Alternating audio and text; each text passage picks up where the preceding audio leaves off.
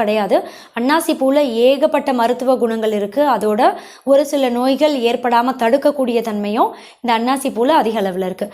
பார்க்குறதுக்கு ரொம்ப சின்னதாக நட்சத்திரம் மாதிரியான தோற்றம் கொண்ட இந்த அன்னாசி பூவை உணவு சமைக்கும் போது எந்தெந்த இடத்துல தேவையோ அங்கே சேர்த்துட்டே வரும்போது நம்ம உடம்புல எந்த ஒரு வைரஸ் தொற்று பாதிப்பும் ஏற்படாமல் தடுக்கும்.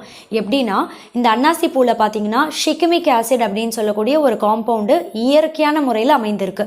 இந்த ஷிகமிக் ஆசிட் அப்படின்றது ரொம்ப ரொம்ப ஸ்ட்ராங்கான ஒரு ஆன்டி வைரல் குணம் கொண்டது. அதாவது நம்ம உடம்புல எந்த ஒரு வைரஸ் தொற்று பாதிப்புமே ஏற்படாமல் தடுக்கிறதுக்கு இந்த அன்னாசி பூ ரொம்ப ரொம்ப உதவியாக இருக்கும்.